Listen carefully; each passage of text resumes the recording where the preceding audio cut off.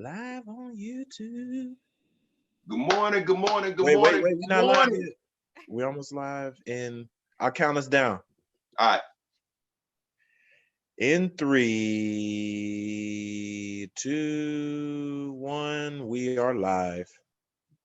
Good morning, good morning, good morning, good morning. What up? I'm your host, Dwain Watts. I'm gonna give you my full government. And to my right, y'all left, is my sister KP. And right down below me is my sister Kirs.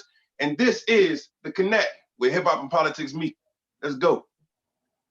Where we starting that is. Okay, no, first off, before we even start the show, we want to go ahead on and just have a moment of silence.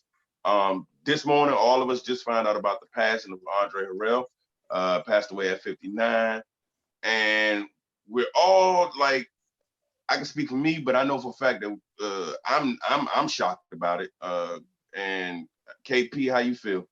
Kirs, Yeah, how y'all feeling? Because it's wild, man. I mean, he was such an important piece in hip hop. I mean, what did he start? Uptown Records, gave Diddy a start, right? yeah. So he was the first person to hire Diddy as an intern in the music industry. And he believed in Diddy and like helping him brand like Jodeci and like Mary J. Blige. Also was a person who put like Bad Boy Records underneath Uptown Records, helped started Revolt TV. Like he's such a prominent figure in the hip hop culture. So like this definitely, it hurts to me just being a hip hop head. And we don't even know how he died. I know people think that's not like unimportant, but I mean he was so young. I just send out all of my love to his friends and his family who are definitely like immensely impacted by this. But rest in peace to a legend. Like just how him and Diddy work together and making hip hop like a true business is so crazy. Like Andre was there when Diddy was making to a fashion line, Ciroc, Revolt TV. Like Andre was Diddy's right hand man. And I also appreciate how like he didn't care that he was working for Diddy, you know, like at the end of the day, even though that he was the employer Diddy at first, like he was so tuned in to the culture and wanted to progress it. So Kirs, how are you feeling? Because I know like I'm like speechless. Yeah, right like when I got your text message this morning, I was like, what? Like Andre Harrell, what in the world? Because like I follow him and he was like posting on Instagram and stuff. So this came out of nowhere. But there really is no, like the last 20 years of hip hop, like it doesn't exist without Andre Harrell's touch. Like Period. it doesn't. I mean, he worked at Def Jam. I think he was the vice president at Def Jam. Then he started Uptown Records. He mentored Diddy and helped Diddy create Bad Boy, which led to the creation of Bad Boy, even though he was fired from Uptown Records. But even that was, I mean, that all led us to Bad Boy and Mary J. Blige and Jodeci and Biggie and all these artists. And then he did undercover. What was it called? New York Undercover. Yeah, And yeah. Oh, yeah, he did have that a was a thing. big show for hip hop because he displayed hip hop artists every week. So I Right, mean, it right. really is a sad day in hip hop and just music as well. And he also has a like they did the New Edition story for BET. He has an Fact. Uptown Record story coming out. So all of this is happening at the heels of that. Probably going to start filming soon. So it's just sad all the way around. That actually breaks my heart even more that there's an Uptown movie coming out. Yeah. I'm excited to see that. I didn't know that, man. That's dope. And one more person that we want to bring into this is for these the DMV area, local guy, a comic friend of mine. Watched him come up, my boy Joshua Smith, aka Jay Wills. Basically my man was on the way. He was on the way. He passed away about a week ago. No, about 2 weeks ago. My birthday was 2 weeks ago too. He passed away the day before my birthday, but like the dude was on his way. He was my protege, my guy, man, he used to come. His mom, who I love dearly, used to come to all my shows, all me and my man Skip shows, so on and so forth. And she was just a fan. So when she told me about her son, she was like, "Yeah, son, funny, thinking about doing stand up." We reached out to him, we talked to him, gave him some, advice here and there. Whenever he needed some assistance dealing with it, he did it. And then, naturally, dude was funny on his own. Period. I ain't had to really do too much. And then he found his own lane with, roasting folks. That's what he was good in. And whether he was in a wheelchair or not, because he definitely was in a wheelchair, no one, he got at everybody. And people were scared to go at him until he said, nah, talk about me. I don't care. He embraced all of that, man. And when he finally got on, when he went on roasting with ADD, they flew him out to California and he went on that show and killed and came back home a champ. You understand me? So his untimely passing really shocked everybody, and especially in our community.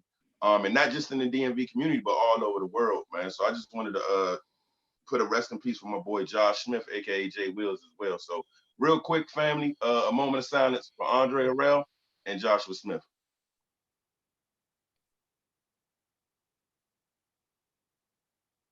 May they both rest in peace, man.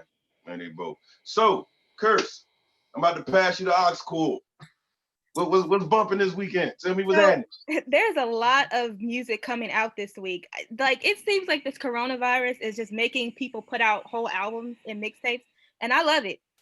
So the first I don't even know if this is a mixtape or an album. I'm guessing it's a mixtape. It's Chris Brown and Young Thug, and it's called Lyman B. So I listened to the whole mixtape, and it is it's very Young Thug and Chris Brown. Definitely, it's definitely, I mean, you know, sex, drugs, rock and roll. That's pretty much the gist. That's pretty much the gist of the whole mixtape. I mean, they got Future, Gunna, E40 on that joint. It's. I mean, and you know, Chris Brown always has banging beats, so you can listen to the whole thing, just party throughout the whole record. And Kalani also came out this week, and her album is called "It Was Good Until It Wasn't." Definitely a slower vibe. I kind of get that this is like a breakup album, so I was like, it definitely feels like a breakup album to me. Maybe if you're not in a good mood, maybe you don't want to listen to this just yet. Maybe you want to like take a day. You know, that cover art though. I know, unless you want to feel like you want to kind of cry or something, or sip some tea or in a corner somewhere. But it's definitely a vibe if that's the type of music you're trying to listen to right now during the quarantine. And then we have the Say So remix featuring Nicki Minaj finally dropped. Oh, with Doja? That's a banger. Doja Cat featuring Nicki Minaj for Say So. And I thought Nicki Minaj was going to have, she did one verse, and it was like kind of like she came in and then she was out. It was a very quick, like, I'm here and I'm gone. Please don't say it was bad. Please don't say it was bad. Please, my heart. Please. I mean, if I'm going to compare it to like, to the Beyonce and Megan Thee Stallion, I think the Megan Thee Stallion Beyonce record was better. But I mean, if you like Nicki Minaj and you like Doja Cat, it's something to bop to. I think that the original version without Nicki Minaj is better. I think Doja Cat has so many dope records that I feel like Nicki Minaj could have been on a different record than the Say So remix. Yeah. And I was kind of hoping that she would have did two verses instead of just one. But overall, it's a good time for women in hip hop. I mean, we had Doja Cat, we had Megan Thee Stallion. They're both two new artists. Both have two huge, iconic superstars on their remixes. So everybody's winning at the end of the day. So it's a good time for music, good time for women in hip hop, and just an overall good time for quarantine entertainment. So, I mean, quarantine entertainment. I love that. Yeah, there are definitely some good songs. I listened to the Kalani album this morning, and like you said, if you're not in a good mood, I don't suggest you listen to it. But I think a lot of people like resonate with the album because, like, my generation, like the younger millennials, like I feel like a lot. Not speaking for myself, but a lot of us are like just sad about relationships, or like a guy or a girl, like, you know, messed you over. So people are still like healing from that. But I'm actually kind of tired of her having all these breakup songs. I like upbeat things. Like I'm the person who really doesn't like even like romance movies besides like Queen and Slim. But oh my God, Queen and Slim. That was that's like a romance movie. Yeah, but I don't want to tell the ending, but I heard it was depressing. I'm about to say, I ain't about to see that movie. Yeah. I'm not about to see it. You can go ahead and tell that movie came out 6 months ago. You can spoil the ending at this point. Yeah, literally. They die. That's it. but they die. They die hand in hand, and that's romantic. But anywho, I personally don't even like romance. Like, I don't like all that unnecessary sappy stuff. So I prefer upbeat music. So I wasn't really a fan of it. She has a couple like, bops that I may like play again, but the full album is a no for me. And so you talking about Kalani, John, right, KP? Yes, sir. So you basically telling me I should only listen to that jump in the car while it's raining and just don't drive. Just sit still and just let it all out. That's basically what you're saying. Yeah. Don't listen to that. Okay. That's how I would cry. Like, oh my gosh, she did this. Like that's how much I like Kalani. I like Kalani as just an artist, period. I ain't gonna cut you off. I'm sorry. Go ahead. The lyrics are kind of the same. Like, he don't treat me right. He don't know what he got. Yeah. That type of. I mean, but that's a mantra right now. It's so annoying. I just think it's so annoying. I feel like not everybody that depressed. Not everybody like that. People are going through it, so they like let's just put it out. Yeah, put my feelings out there. I mean, I'll listen to that privately on my own. I'll listen to Kalani Jones on my own time. I won't even give y'all a review. I'll just let y'all know when I'm done crying. So what about Drake? Did anybody hear Drake's new project yet? Drake dropped some heat. Dropped some low key heat. I haven't. Now I have to listen to the Drake album. I have mixtape. I haven't listened to. I've heard about the Drake mixtape. I've heard like mixed reviews about it. Some people think they like it. Some people said it was trash. What did you think? Did you listen to it? Did you really think it was hot? For the rest of the audience that just hear random voice with no face, that's Cam. Okay, we call them odds. You gonna hear them, but you barely have seen them. All right, so don't. I'm not a ventriloquist. All right, I'm not gonna throw my voice. That's Cam in the cut. That's what we call it, Cam in the cut. So now, to answer your question, Kirs, yeah, I listened to it. Me, I am a Drake fan. But I got levels with my fandom with Drake. Like I don't like none of that slow singing Drake stuff. I hate it. That's his best passion. And only reason I hate it because I like him better when he rhymes. Like when he spit, that man is something just to Now when he sings, yeah, I mean, cool. Stuff works, I guess. But it don't do nothing for me. I don't care for it. I care less about him singing. But when he getting out them bars, that's when I'm all in. And he gave out bars on this album. And he gave a little cockiness. Like there was some cocky all the way through that album. Like, yeah, I made it. Because he threw Tootsie Slide in number 4. And I don't know why that track listed bugged me the way it did, but it was just so arrogant. Like, how you just go, this is number 4. Like, so much. You really, I don't know. That's my own little personal thing. But the album overall, the whole mixtape, the project itself, is solid. I mean, it's a solid mixtape. I'm not going to sit there and say it's a 10, but it's solid. It's something you can bang to. You can ride around with it. It ain't going to hurt nobody. So it's all right. I like it. So it's not depressing because I know he said it was a little dark. Or what was dark about it? I don't think that's what he said on his. I feel like that's what he said on his Instagram. These are like the lost tapes, and they get kind of dark. I feel like that's what he says. You're saying it's not a dark mixtape? No, Drake is so. Oh. But it's not a dark one. You know what? I know what he means by that. I know what he means. I know what he means. Like his brand, like not dark, but like getting head on into like his emotions. He was definitely in his bag. He was definitely in his bag. And he's been in his bag for like a decade now. Like I would never forget when he performed at the BET Awards.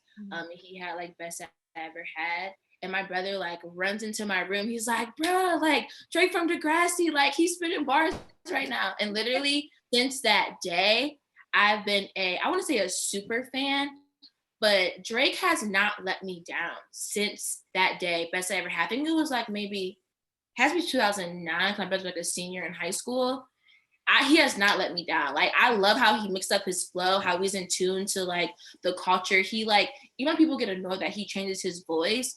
Like he does very, very well with adapting to what is hot right now. And he sells the most records.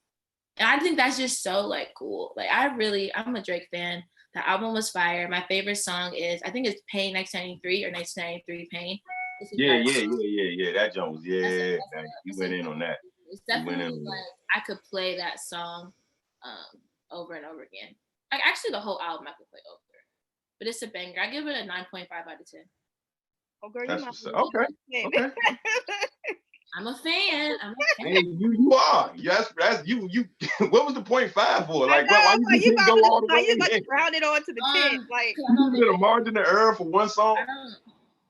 I don't think it was a 10.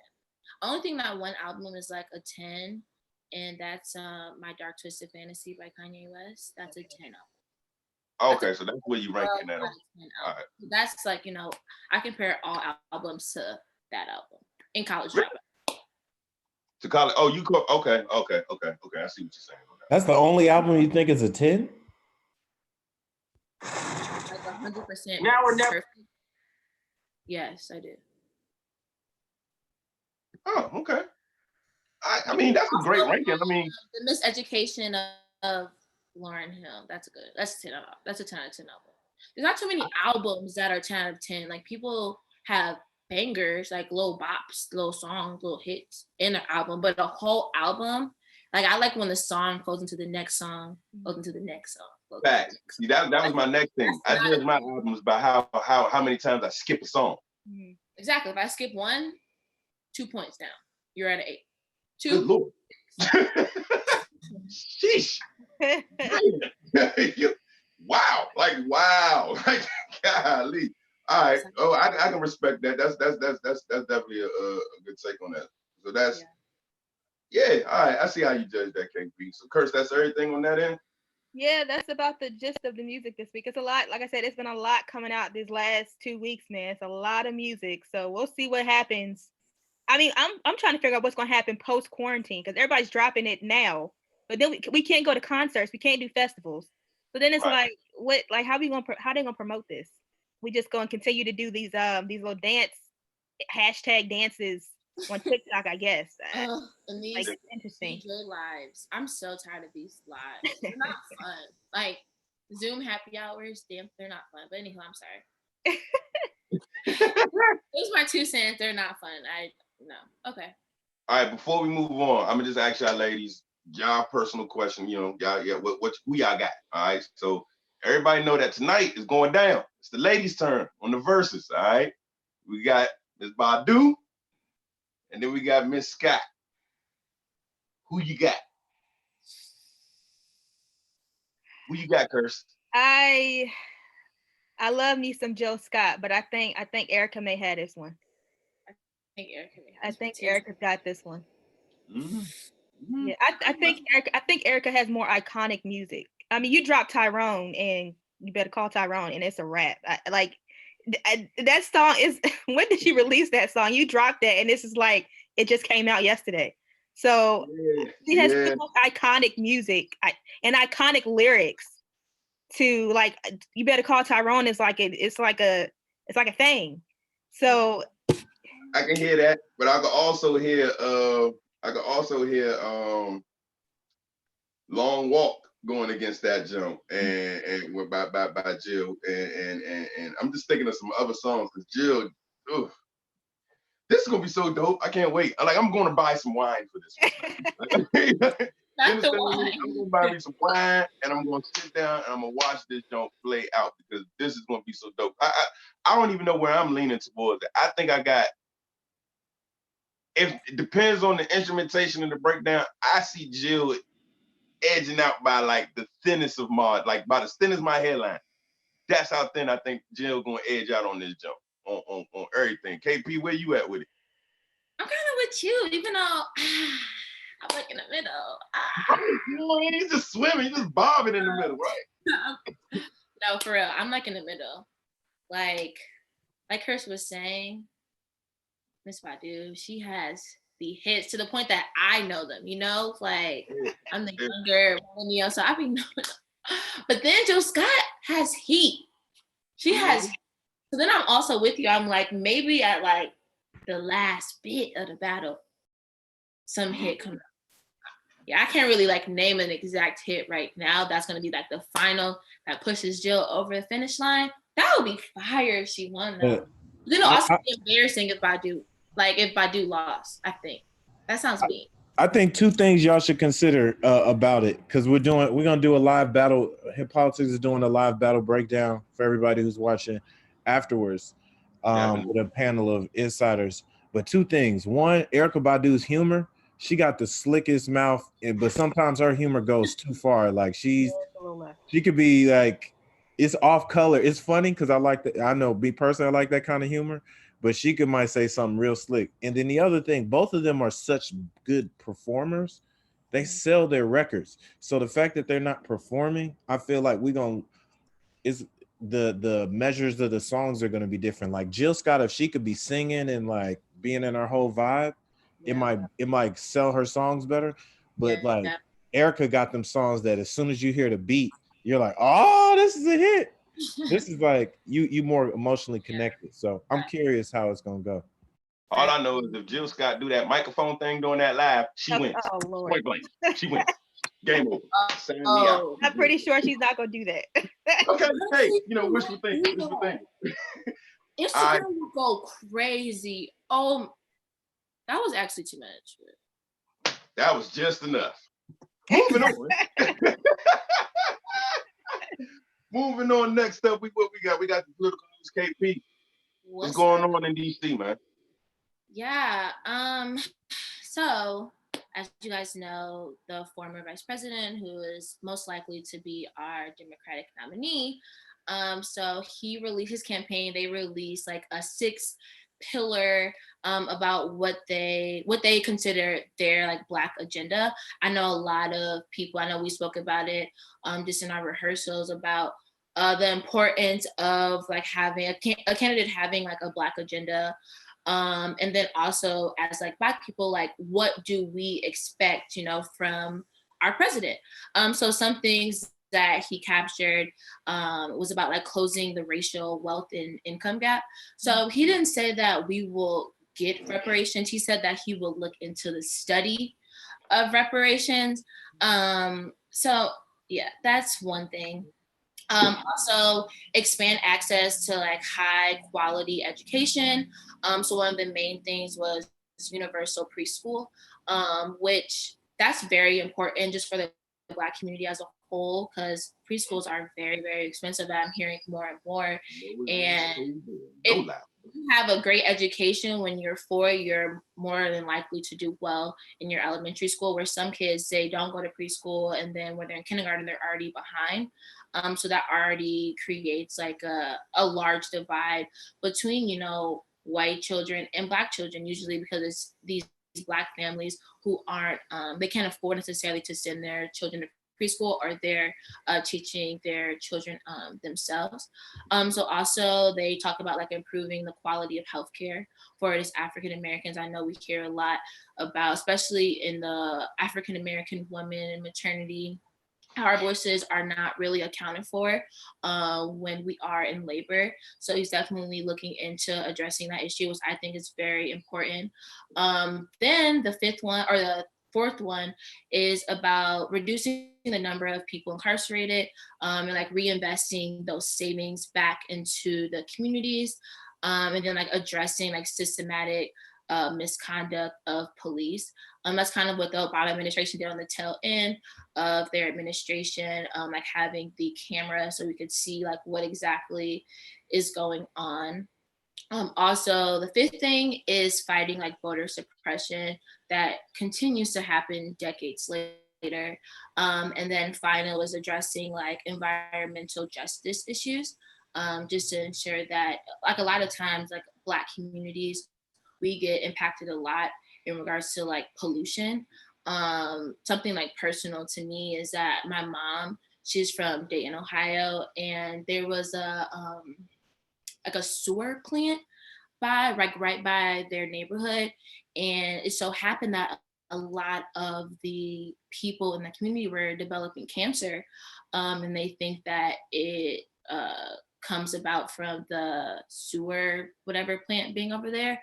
So that's something that he's trying to address, which I definitely appreciate, because why are these like sewer plants in the middle of our communities? So yeah, so that's basically like the 6th pillar of Joe Biden's Black agenda. I mean, overall, I think it's pretty good. I think it addresses a lot of things. For me, my main thing is like education, because there's a huge divide in that. And then also I wish that he talked more, I mean, even though they kind of talk about like financial literacy, I want to talk more about that, because the study of reparations, I don't think that's enough. Like we've had so many studies of it. So like, Kirs, how are you feeling about that? Or Dwain, y'all, whoever wants to talk first, like, how do you feel about this? My next. The reparations is I mean, they could talk about it all day, but I don't think we'll ever get them, to be honest. Like, No. Because if you really added up how much money Black people are owed in this country, they'd go broke.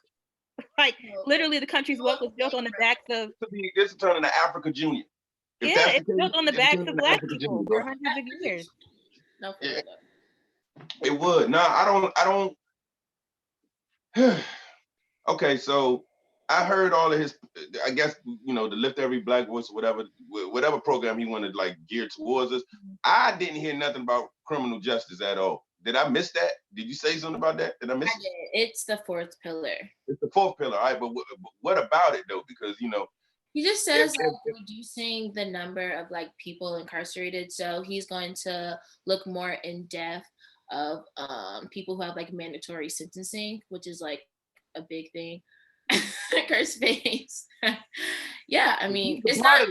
He was a part of that when all that first came out. Just like when Hillary Clinton called them super predators, he was right on board with it. So I gotta really see if he just pandering. And see, that's the problem that I'm having with. Absolutely. That's the problem that I'm having with the Democratic base right now, man. It's like, God, they're really like. They really like pissing me off with this junk. Like, be firm on something. The one thing I can respect about the conservative base is, like, whatever that they talking about, they stand firm on it, and everybody's like with it. It ain't even about taking one person. Even when they was all about get Obama out, like, they all stood firm on it. They made sure that they that they tried their best to interrupt this man's whole little thing. And I don't, now that they don't know what. And then on top of that, with Trump being in office and how can I say, how lack of giving a damn, if you want to say it, that Trump has with his attitude and how he goes about everything, it's starting to show out. The world responds to somebody that just don't give a damn and will do whatever he feels like is going to be right for the people that, you know, supports him. And that's why, to me, unless one of them just start dropping balls and start letting it know where they stand at, Slim going to do another 4 years. And I'm going to vote. I exercise my vote. I know who I'm voting for. I'm not going to sit there and just write in a candidate. I'm going to vote for Biden if that's what it is, because I really don't agree with Trump politics. But I'm not going to act like there's some things that Trump did for, I guess, HBCUs in the cut, no matter what it was, or what the underlying agenda was, he still made it an issue. I do stuff for Blacks, let me show you. And he done wrote some stuff into law. The Blacks. He does stuff for the Blacks. That's how the Blacks. Right, that's right. The Blacks. You know, he does it for his Black friends and the Blacks or whatever, and he done put some things into motion that gives him some kudos points if you really do your research and look at it. But outside of that, you already know that he didn't do that because he sees a injustice in what's going on with the Black community. He just needs our votes because he want to stay in power. And as of right now, at least he's being honest with it. There's no lies about it, and he's letting you know that this is what I'm doing. I'm going to cater to y'all shit. Vote for me. I got you. And he's doing it. So the Democratic base, whatever Joe Biden's going to do, he already knows that he got some uphill battles against him just because of what he said about the community and how his criminal reform record looks before jumping on the bandwagon now and wanting to change everything. He has a lot to prove to me, man. He really do. I'm going to still vote, but I want to be actually confident in it. I want to be cool. I don't want to feel like I'm picking the lesser of two evils again, like I did when Hillary was running. I hear you, but don't you think that people can grow and have different, like, stances throughout their lives? Like, I do, and that's what I hope he shows me. I'm literally giving Slim the benefit of the doubt. You know what I mean? I'm not going to just see like, no this and no that. No, I'm going to give him the benefit, but you better convince me. Don't just assume that I'm going to give you my vote because I don't like the other guy. Right. Don't assume that.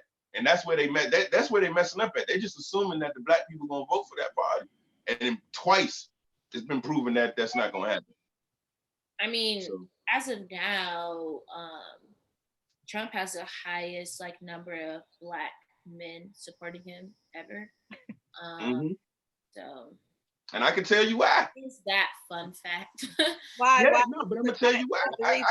I can tell you why, because no matter, at the end of the day, real recognize real. And he's being his real self. Oh, please. You gotta stop saying real, recognize real when it comes to him. Like, all I'm saying is, people gravitate towards the person's true character, whether they agree with it or not. Now, these black men that support him like they do on that end, maybe that's their character, maybe that's what it is. I can't call it. But something they identify with him in something, in some way. A lot of times they're basing it off of business, economics and business. That's what it's like. Forget humanitarianism, like forget all of that. Forget actual people in their lives and how they're living and racism and all that. We just want our businesses to be taken care of. That's what people, I think people of color who support him look at. They look at their businesses and they forget every other aspect of what his presidency stands for. And it's ridiculous. Because he's a real one, like he's a racist. Okay, let me say that. You're right. I'm There's not so going many political leaders in history who were real ones, and the Holocaust. Like what? Like what? They're real ones to themselves. I guess that's what I meant to say. He's not a real one in the book of whatever realness is in that aspect, but to who he is and how he goes about himself and how he pushes it out. He's real to himself, and there's people that feel him, and for some reason gravitate towards that nonsense. We can have our opinion, but the numbers is the numbers. She just said the Gallup poll was what the Gallup poll was. I don't even know these brothers. They ain't invited to my cookout. But at the end of the day, I don't even know these brothers. You may know these brothers for real. But at the crux of all the realness is the white privilege, because he can only be that real because of white privilege. If Barack Obama was the real one, he couldn't have been that real. You think Michelle Obama ain't want to get on CNN and talk some shit?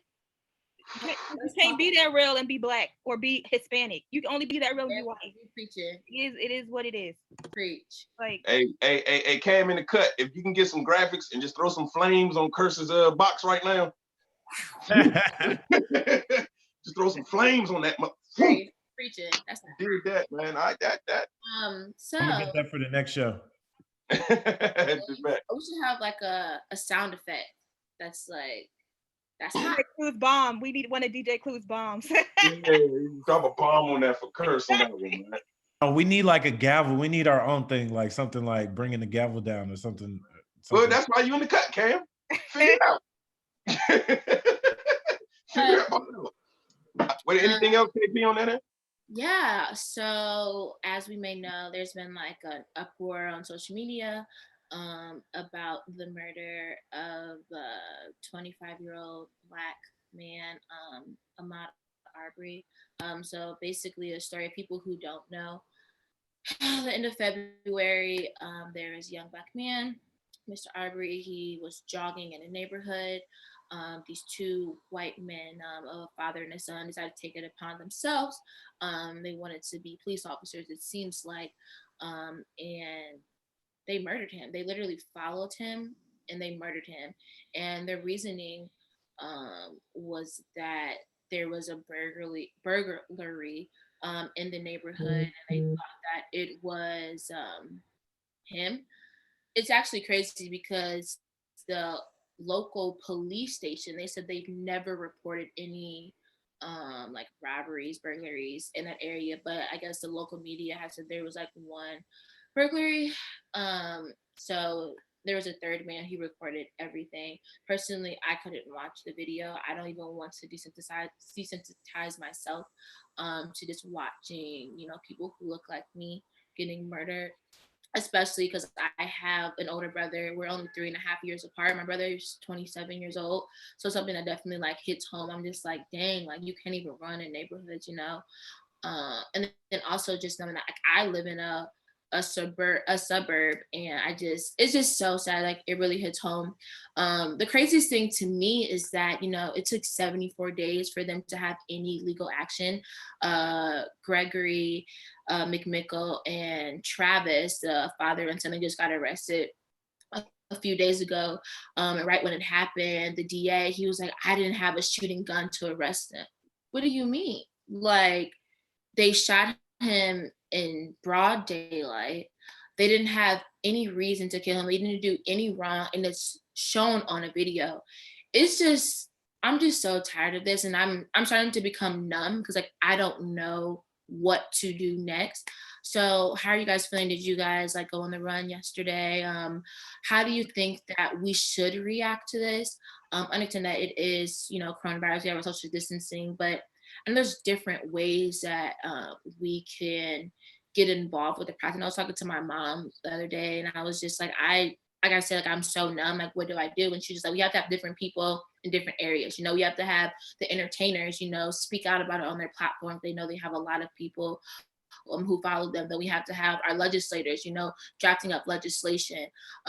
We have to have people like you doing, like comedians, you know, talk about it on their platform, just to bring more light to what's going on, so then change can be done. But yeah, so Kirs, how are you feeling? What do you think that we could do? Yeah, it's just so sad. Well, like you, I didn't watch the video either, and I also want to say this. I think Black people need to know that it's okay not to watch the videos, because I feel like so many. I saw a comment on social media, and someone said they feel kind of selfish for not watching it, and I'm like, you're not selfish for not wanting to watch your brothers and sisters being gunned down on the street like dogs every other month or every other week. We have to do things to preserve our mental health. I mean, and not to get off topic, but one of the people keep saying, well, where is Black Lives Matter? And I'm like, if you actually look at what happened to a lot of the Black Lives Matter activists, a lot of them committed suicide. Right. Because it got too hot, and it's such a weight on Black people's psyche and their mental health, that I feel like sometimes you just have to be like, I'm not going to watch it. I'll read an article about it, but I'm just not going to take that in. I think it's just absolutely crazy. Like, to me, it's very reminiscent of Trayvon Martin. He was jogging, minding his own business in his own neighborhood, and these white supremacists decided that he didn't look like he belonged there and that he needed to stop, and came out with rifles. It just doesn't make any sense. Like, it's just like, he was like, he literally went for a run that morning and was just like, I'm just gonna go take a run, and then never made it back home. You can't do anything. You can't. As for me, I guess to close up on this thing, as a Black man in general, when I heard the story, I was like, damn, nah, not, you know what I'm saying? Like, I ain't, I was like, damn, really? Shit, back in February, like, why I ain't hear about it? Number one, that was confusing that. And then, like, me, I'm not saying I had to see the video, but it was just too much on my timeline. It was all up on my jump. So I just ended up hitting play, and I watched it, and I got like angry, and then I got sad, and then I got angry all over again. Like, it pissed me off so bad, because I'm like, Slim was minding his business. What is you doing? Like, because all I kept saying is, if that was me, and I know how I am, I know how I act. If that was me, I would have been like, what the fuck, pardon the language, but what the F y'all following me for? Like, it would have been confrontation. I wouldn't have been upset, because they wanted him to bow down. You feel what I'm saying? They wanted him to a citizen's arrest. Who is you? Who are you? A citizen's arrest? For what? No for guns, what? no guns, and all hands. I would have knocked Slim out. You know what I'm saying? I'm like, man, I'm gonna knock you out, and I'm gonna finish my cardio. But because they came up there looking like goddamn, like Klansmen, in my opinion, in the truck with the shotguns and all that, and then y'all going, because he don't stop, that gives y'all the right to shoot the man. That gives y'all the right to, so y'all automatically, y'all have the right to shoot him. Yeah. That's what you're telling me. That because I don't listen to you, you have the right to shoot me and kill me. It pissed me off. And then, like I said, I have a son that's growing up in a world where I could get easily taken out just because of what I look like. And I'm in the wrong neighborhood, or I'm jogging down, like, for the stupidest things, because I got on a hoodie and I'm jogging, trying to keep myself healthy. All of a sudden, I'm a victim. I'm a victim now because of your ignorance. Like, nah, it scares me, man. It sucks that I have to have these conversations with him. My son ain't even 10 yet. And I done already had to talk to him about how to deal with police if we ever had to deal with them, and make sure that when you wear this, you wear it this way, so they don't think that you're a criminal. You know what I mean? Like, it just sucks, man. It sucks that I have to deal with that, or that I still have to deal with the same conversations that my grandparents had to deal with when raising my mother and them and my uncles and all that. And it's bad that actually has to be something that has to be passed down. You know what I'm saying? It doesn't seem like anything is like getting any better. And I think for me, like, there's always going to be like just crazy people and people who just, they believe that there is this old America and they want to get it back. It's the system that is like breaking my heart, that it keeps failing us over and over again. And we have laws in place. The fact that DA said he didn't have a shooting gun for someone who got senselessly killed, like, I'm just like, what is happening? Like, we've tried to pass all these laws, legislators are trying to come together, and our system keeps failing us like over and over again. I'm just like, what can we do? Like, I don't know. I got a quick story that just literally just messed me up just now thinking about it. I got a cousin. Mm-hmm. Called me last night, as a matter of fact. Called me last night. He had just came from South Carolina from the funeral. Mm-hmm. And I was like, who died? And he was like one of his cousins on his father's side. So I'm thinking like South Carolina. I'm like, all right, well, what happened? For some reason, I'm like, what, did he get killed? What's going on with the situation? And apparently his cousin was in the wrong side of town, on the whitest side of North Carolina. Got into it with some folks in there. And when he was leaving out, they followed him and ran him off the road, killed him. Mm-hmm. And no one's in trouble about it, because, and no one's in trouble about it, obviously, because that's what my cousin said. The people that did it, they ain't get locked up. There's nothing that's happened yet. But what made it so bad to me is the fact that they justified, or he summed it up in his head, and everybody on that side of the family summed it up in their head, was like, it's messed up, but he shouldn't have been on that side of town. And if that's how you just deal with that situation, that's messed up to me, because I should have the right to go wherever the fuck I want to go. I should be able to do whatever the hell I want to do. I'm a tax-paying citizen. I can do what the fuck I want. You can't tell me what I can and can't do. Apparently, at least that's how I feel right now. But yeah, it's still certain places you can and can't go because of what you look like. And if they do, they'll get you up out of there, whether it be an accident or not. You understand what I'm saying? And it's the fact that we just have to sum it up to, well, he shouldn't have been over there in the first place. If that's how we got to look at it, then this ain't the world. This ain't the world I really want to raise my son in, but I got no choice. You know what I mean? Yeah. So it's just like also thinking about how, like you said, how many other cases are getting like pushed under the rug. The fact we're finding out about this months later is wild. So that means like this is happening over and over again, and police departments are literally covering up this type of stuff. So definitely our prayers and thoughts go out to the Arbery family, and hopefully justice will be served. So we'll probably continue to update you guys on that case in particular. But yeah, just definitely keep their family and friends in our thoughts. Definitely will, man. Definitely will. All right, man. Let's whew, that was heavy. That was heavy. That was heavy. We about to shift gears real quick.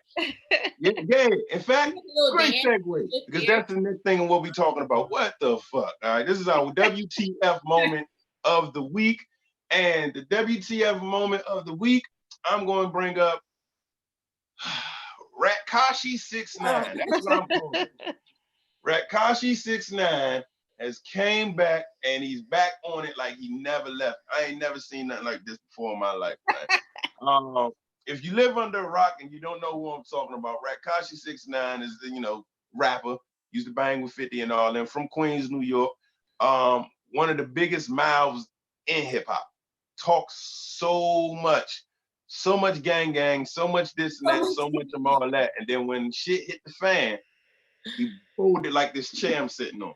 You understand what I'm saying? Now, regardless or not whether he owed those guys loyalty and took his charge, whatever, that's neither here nor there. If you in the crime, you need to just go ahead and do what you need to do. You can't sit there and just get it. I don't know. I got my own opinion about that. But here's this. He came back full-fledged, dropped a new single, and he broke all of Instagram's records. This man came out here and had 2.1 million people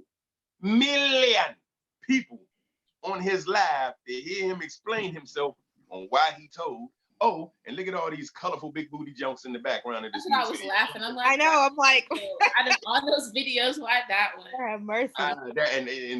That's what it was, man. And he broke, like I said, he broke the internet. He literally broke Instagram. And to me, like, dude always been whack in my opinion. I ain't never liked Slim. Something about him, I never gravitated towards him. And I'm glad I was right with with what I was saying, because I knew that situation and how his mouth would get him in trouble. But once he got in trouble, he made his choice and he made a decision like, nah, I'm just, and he just told on everybody. He heard 47 years and he was like, nah, I can't do that.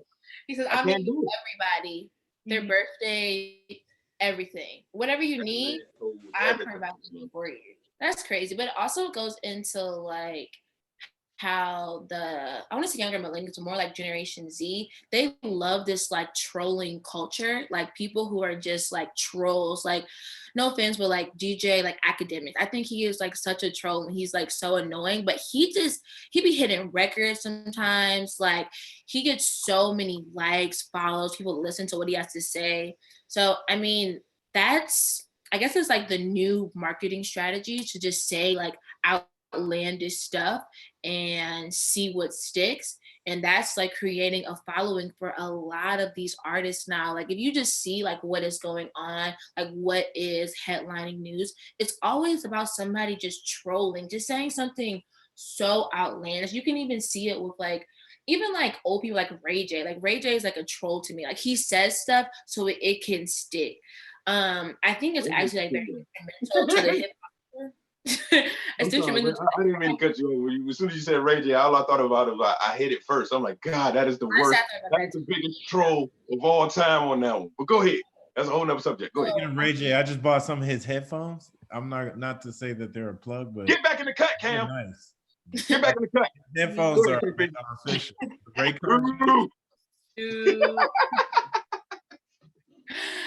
So I mean that's just the culture now. It's pretty annoying. Like I said, it's detrimental to our culture. This is not really what it was, the foundation of it was.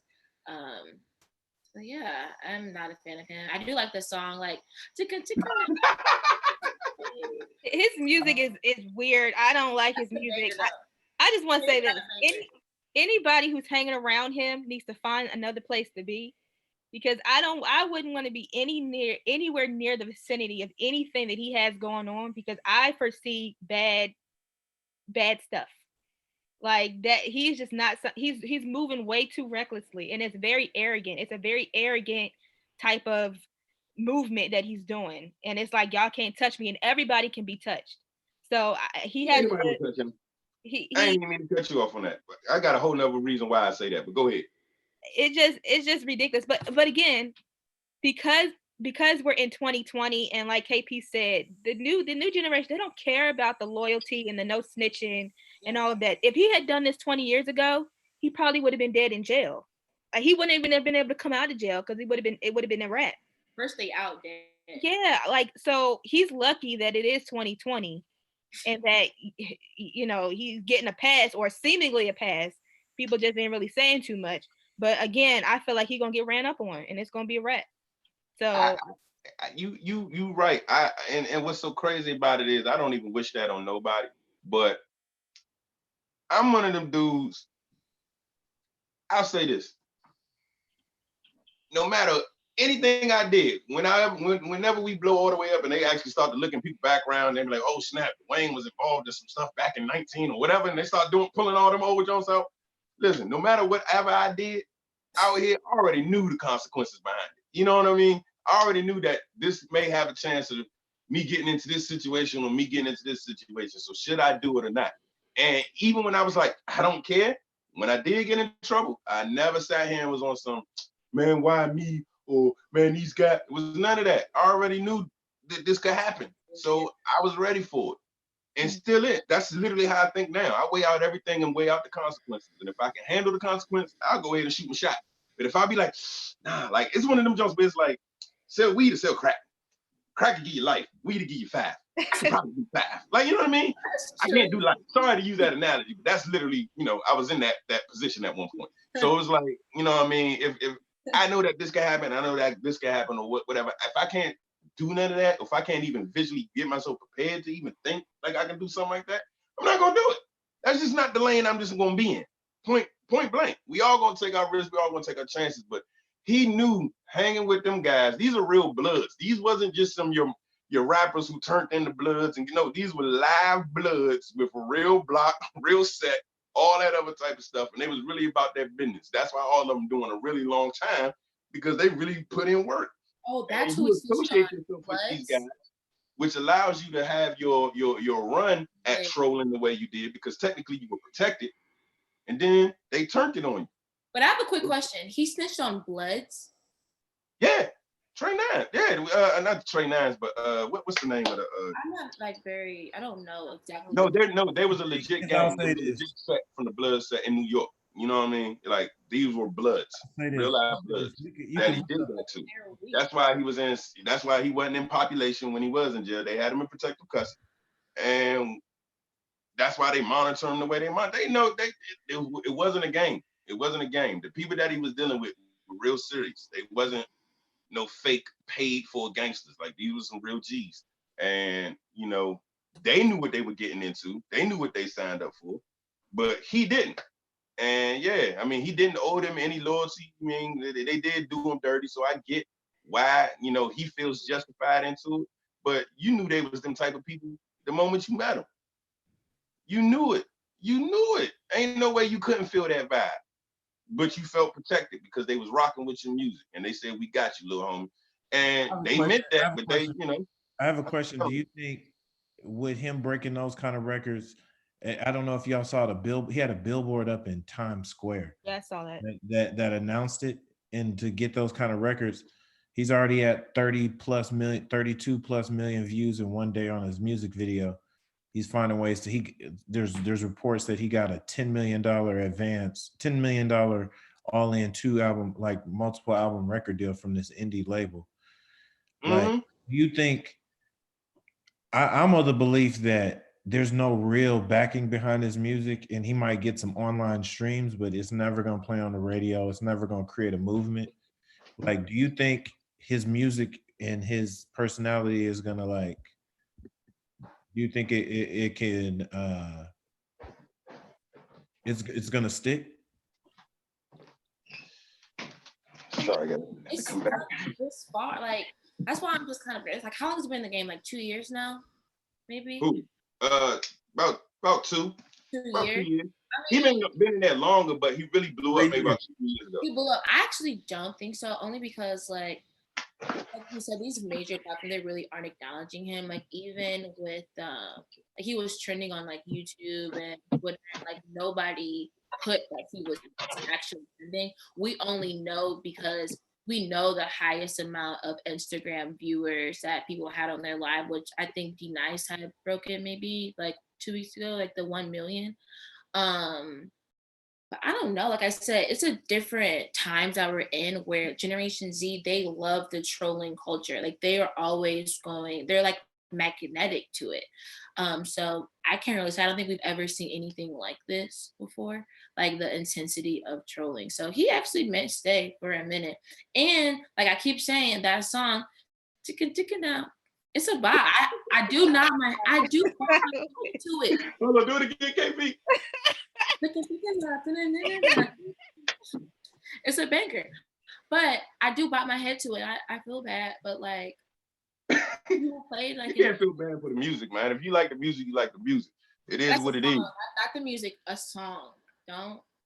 Oh, the song, yeah, because you know, I like there's certain songs like that "Yummy Jump" by Justin. I love that song. I'm not a huge Bieber fan, but when that song come on, I be like, my little neck be moving, my shoulders. I be like, what the hell is happening? What the hell is happening? But I get involved. I like it. I'm sorry.